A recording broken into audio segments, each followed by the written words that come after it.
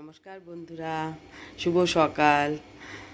রূপা সবুজের জীবনের গল্পের পেজ থেকে আপনাদের সকলকে জানাই অনেক অনেক ভালোবাসা, অনেক শুভেচ্ছা। আপনারা সবাই কেমন আছেন? আশা করছি ভালো আছেন। আজকে 9টা বাজতে 10 মিনিট বাকি। এই এখন থেকে আমি আমার ব্লগটা শুরু করছি। আজকে বৃষ্টি নেই বন্ধুরা, ভালো সুন্দর ওয়েদার, মোটামুটি মেঘলা আছে, তবে বৃষ্টি হয়নি। হ্যাঁ, আমাদের চা খাওয়া হয়ে গেছে। আপনাদের কি চা খাওয়া হয়ে গেছে? হ্যাঁ, আপনাদের দাদাভাই এখন বাজার থেকে আসলো। দেখি বাজার থেকে কী নিয়ে আসলো, চলুন দেখা যাক।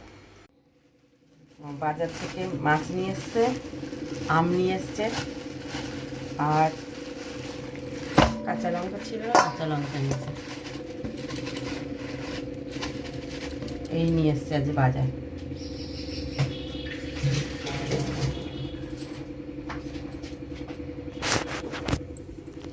এই যে বন্ধুরা দেখ, এই যে মাছ আর এই আম আর ধনে পাতা, কাঁচা লঙ্কা এই নিয়ে এসছে। মাছটা নুন মাখিয়ে রাখি, তাহলে মাছের নুন ঢুকবে আর স্বাদটাও খুলবে। আজকের রবিবার, সবার বাড়িতে আরও অনেক কিছু ভালো মন্দ আছে এসছে। আমরা কাল খেয়েছি ইলিশ মাছ, এই জন্য আজকে আর এই মাছই নিয়ে এসছে। মাংস খেয়েছিলাম, ভালো লাগছে না, তার জন্যই এই বাটা মাছ নিয়ে আসছে।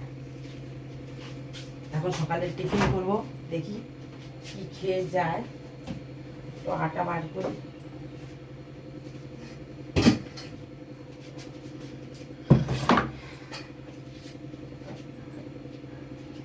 এখনো কিভাবে ডেইলি ব্লগ করে বন্ধুরা আমি জানি না।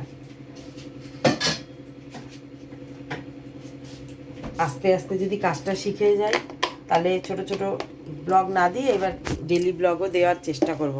ডেইলি ব্লগ দেবো আপনাদের মাঝখানে।